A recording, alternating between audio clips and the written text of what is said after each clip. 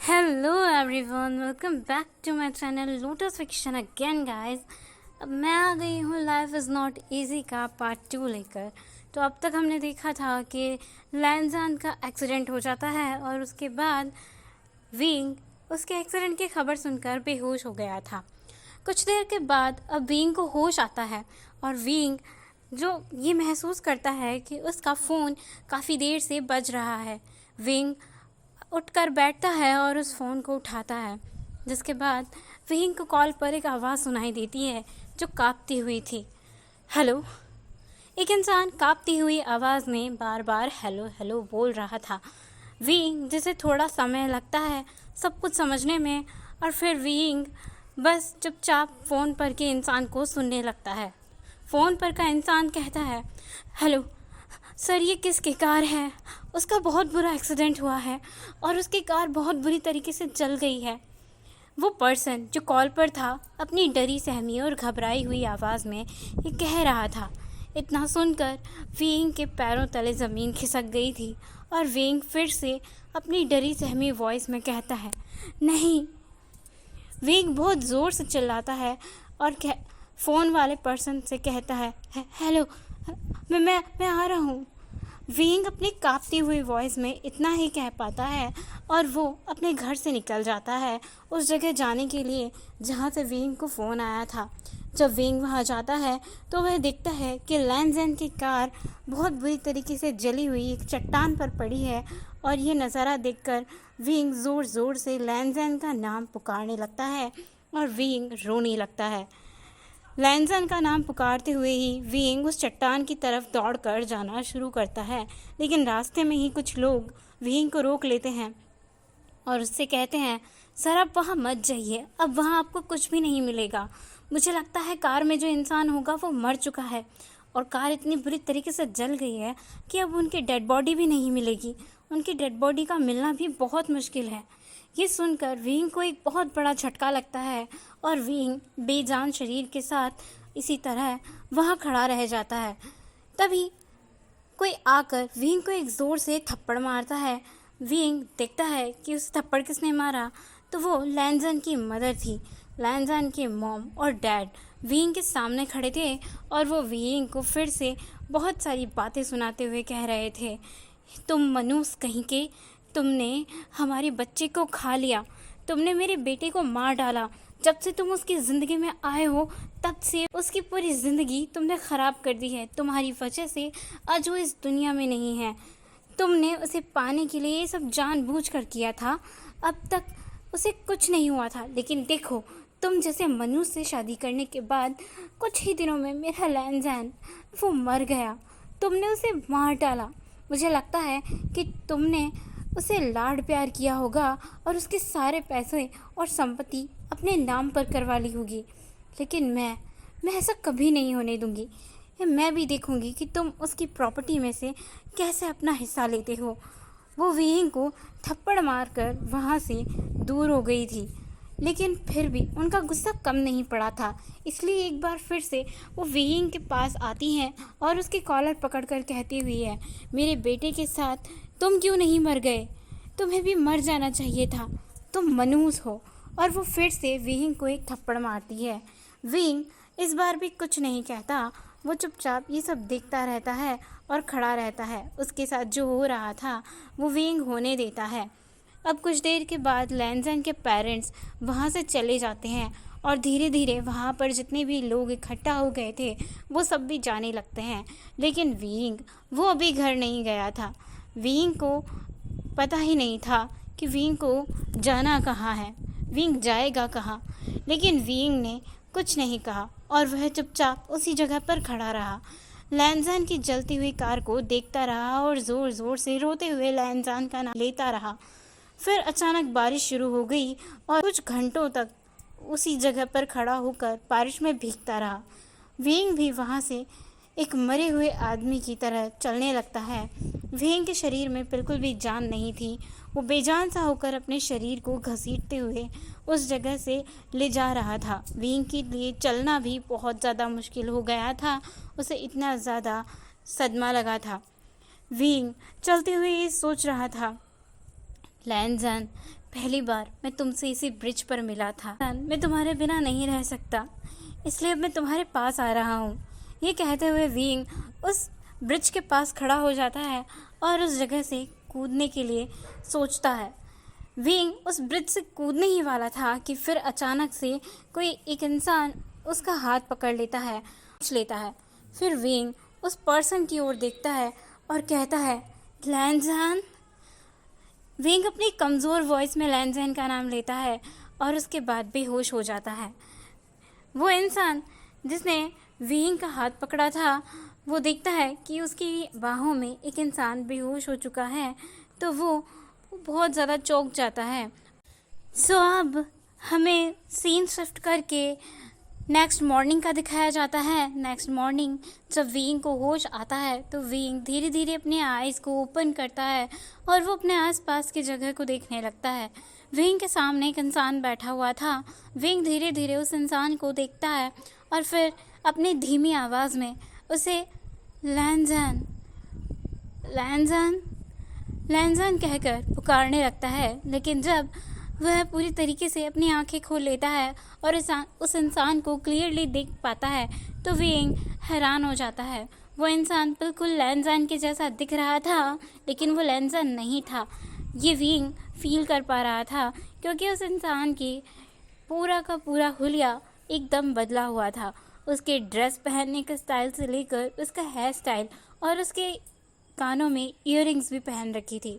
ऐसा लैनज़ान कभी भी नहीं करता था और वो पर्सन हर समय अपने फेस पर एक हल्की सी स्माइल लेकर विंग के सामने बैठा था। लैनज़ान एक कोल्ड और रूड पर्सन था, लेकिन वो विंग के सामने हमेशा ही केयरिंग, काम और लविंग पर्सन बनकर रहता था। वो इंसान विंग के पास आकर बैठता है और अब विंग से पूछने लगता है, अच्छा हुआ फाइनली तुम होश में आ गए। मुझे तो डर लग रहा था कि कहीं तुम्हें कुछ हो तो नहीं गया है ना। थैंक गॉड कि मैं टाइम रहते उस जगह पर आ गया था, उन सब के बीच में। अगर मैं टाइम रहते तुम्हें नहीं रोकता तो तुम महाशय, तुम तो अभी तक परलोक सिधार गए होते।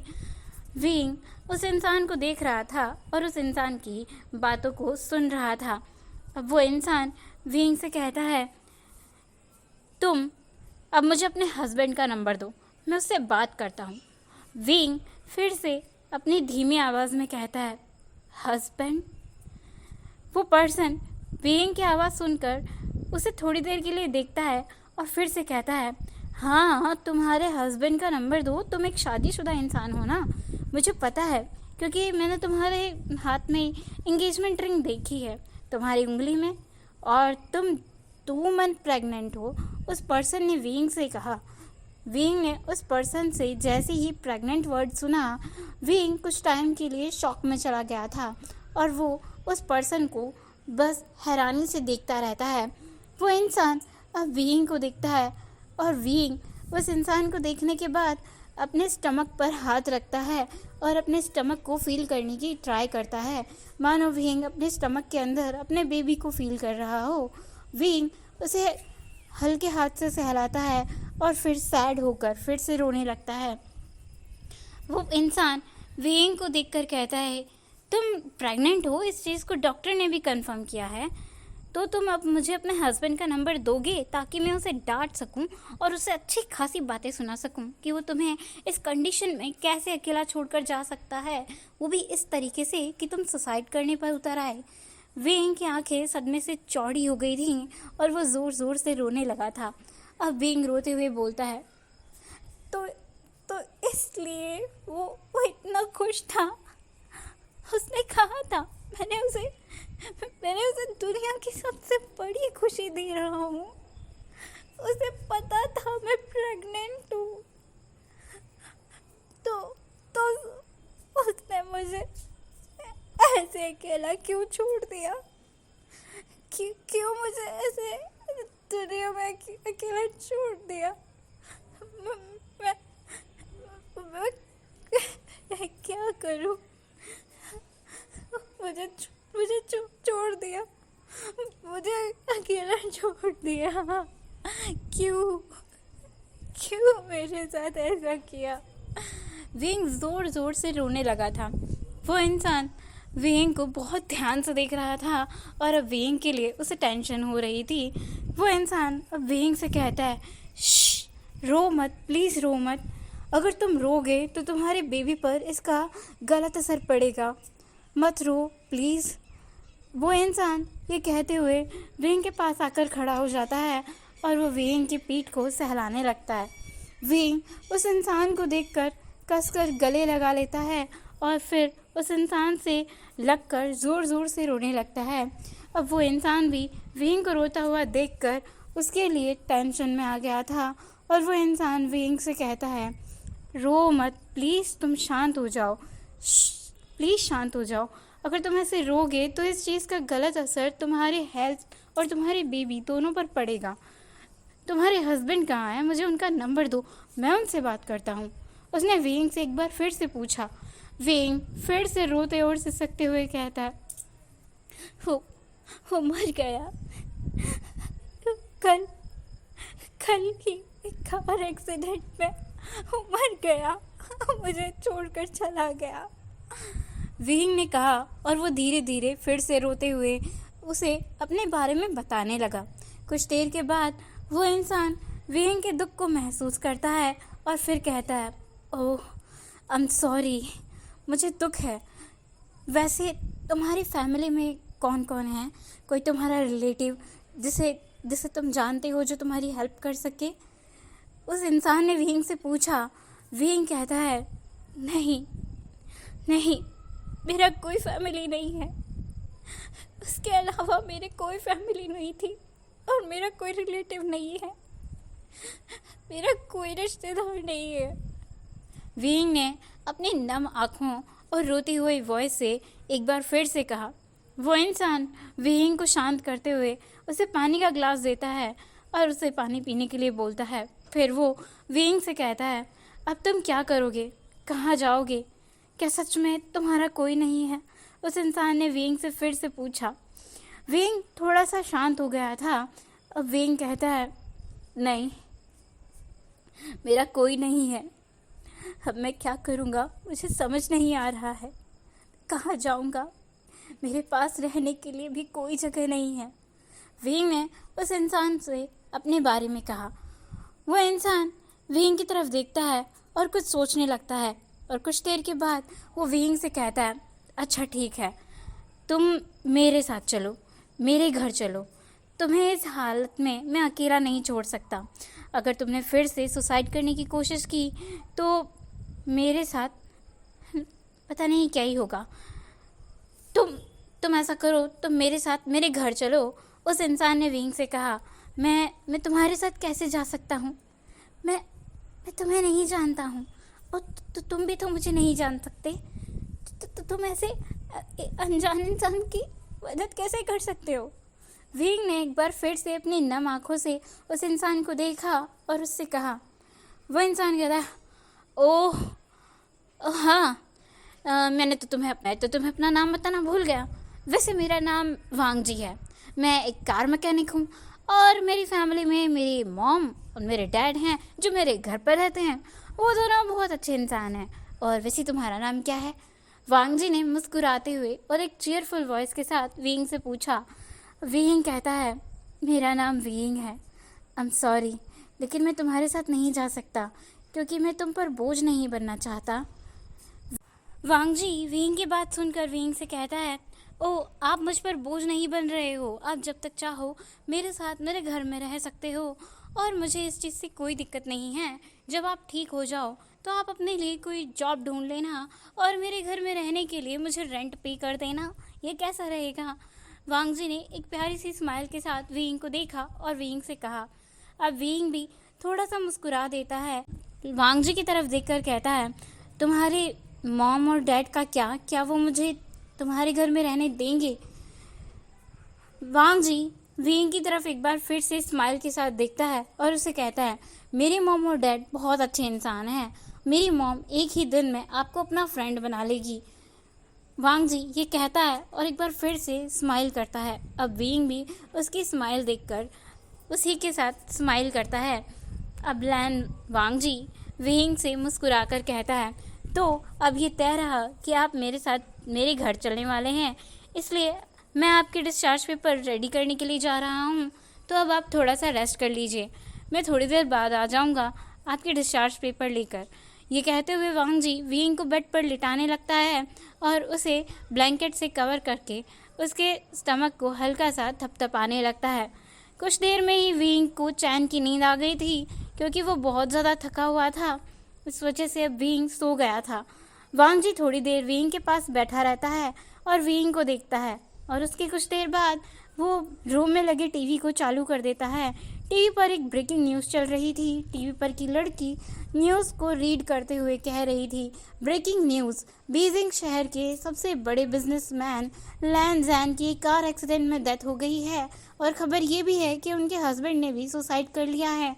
वो इस घटना को सहन नहीं कर पाए, जिसकी वजह से उन्होंने भी उसी जगह सुसाइड कर लिया।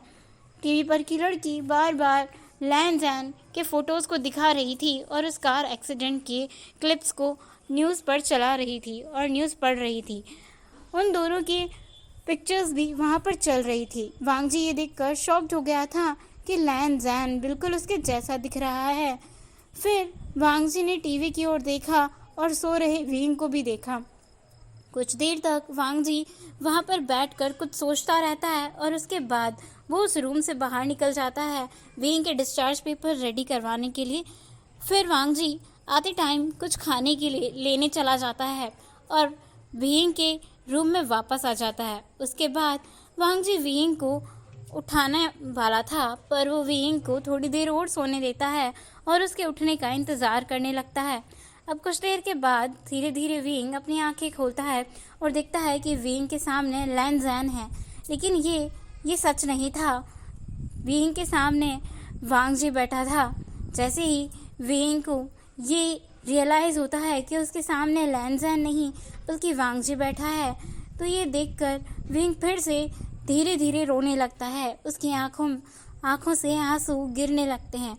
वीइंग को रोता देखकर वांग जी कहता है, मैं तुम्हें रोने से रोक दिया है ना, इससे तुम्हारे बच्चे पर और तुम्हारी हेल्थ पर एक गलत असर पड़ेगा, तो प्लीज़ तुम रोना बंद करो और चलो आओ कुछ खा लो। तुमने कल से कुछ भी नहीं खाया होगा। उसके बाद हमें बहुत सारी बातें भी करनी है और बहुत लंबा ट्रैवल भी करना है, तो अब चलो रोना बंद करो और एक अच्छे बच्चे की तरह उठकर फ्रेश हो और फिर कुछ खा भी लो। वांग जी अपनी उंगलियों से वीइंग के आंसुओं को साफ कर रहा था और वीइंग को समझा रहा था। वीइंग हैरानी से वांग जी की ओर देख रहा था और कुछ देर सोचता है और उसके बाद फिर कुछ कहता है, वांग जी? वांग जी ने कहा, हाँ। वीइंग उससे एक सवाल पूछता है और कहता है, मुझे आपसे एक सवाल पूछना है। वांग जी कहता है, हाँ पूछो ना। वांग जी के फेस पर एक प्यारी सी स्माइल थी और वांग जी कहता है, आप मुझे अपने घर क्यों बुला रहे हैं? मैं तो ठीक से आपको जानता भी नहीं हूँ। वीइंग वांग जी से बातें करने लगा था, तो वांग जी कहता है, इसमें जानने जैसा क्या है? तुम्हारा नाम वीइंग है और तुम्हारे पति का नाम लैन जैन है। वांग जी के मुंह से लैन जैन का नाम सुनकर वीइंग हैरान हो गया था और वीइंग अब फिर से पूछता है, क्या तुम लैन जैन को जानते हो? तो वांग जी कहता है, अरे नहीं, मैं उसे नहीं जानता, पर हाँ मैंने थोड़ी देर पहले ही टीवी पर न्यूज़ देखी है।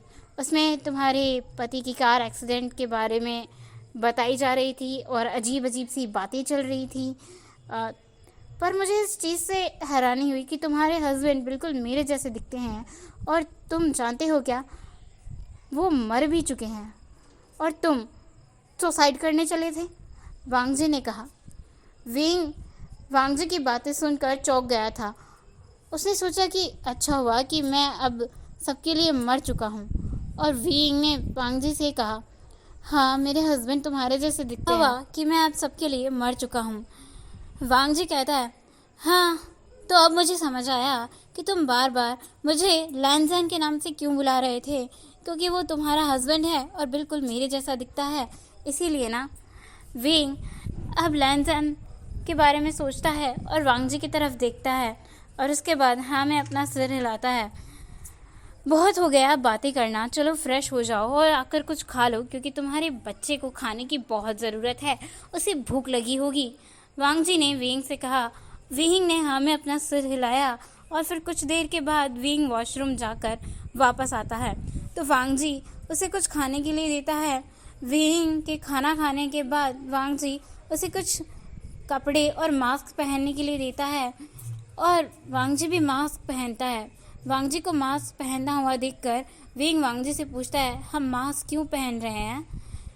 तो लैन वांग जी कहता है, क्योंकि अगर हम दोनों सभी के लिए मर चुके हैं तो अब हम दोनों को अपने चेहरे सबके सामने नहीं दिखाना चाहिए, क्योंकि हर कोई डर जाएगा कि भूत आ गए, भूत आ गए, और हम दोनों को भूत समझ के सब लोग भाग जाएंगे ना, तो हम दोनों जीते जी भूत बन गए हैं। इसलिए कोई हमें देखकर डरे ना, तो हम मास्क पहन रहे हैं, वरना पता चला कि हमें देखकर 2-4 लोगों को हार्ट अटैक आ गया और वो लोग स्वर्ग से धार गए।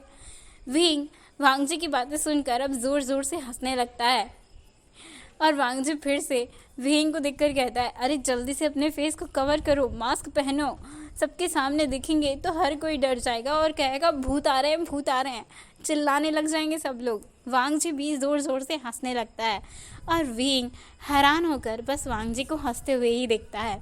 वांग जी विंग का चेहरा देखकर कहता है, तुम भूल गए हो कि मैं तुम्हारा हस्बैंड नहीं हूँ, मेरा चेहरा बस तुम्हारे हस्बैंड जैसा है, अगर हम दोनों साथ में हों तो सभी मुझे मरा हुआ मान लेंगे। वांग जी ने मुस्कुराते हुए कहा। फिर वांग जी ने विंग को एक कैप पहनाई और खुद भी एक कैप पहन ली। ऐसा लग रहा था दोनों किसी को किडनैप करने जा रहे हैं। चलो अब हमें एक बहुत लंबा रास्ता तय करना है और काफ़ी टाइम तक ट्रैवल करना है, तो तुम तैयार हो ना? विंग ने अपना सिर हाँ में हिलाया और वो वांग जी का हाथ पकड़ता है। वांग जी ने भी विंग को अपना हाथ पकड़ने दिया और अब दोनों चलने लगते हैं। विंग ने भी अपना हाथ वांग जी को दे दिया था। वांग जी ने विंग को देखकर स्माइल किया और कहा, चलो नई दुनिया में, नई लाइफ में और एक नए एडवेंचर भरे सफ़र पर। Life is not easy but life is beautiful wing. So guys आज के लिए बस इतना ही। अब मिलेंगे हम नेक्स्ट पार्ट में। तब तक के लिए स्टोरी कैसा लगा मुझे कमेंट करके ज़रूर बताइएगा, और ये जो ट्विस्ट आया है वांग जी और लैनजान का, ये भी कैसा लगा कमेंट करके ज़रूर बताइएगा। Thank you so much for watching. Bye bye.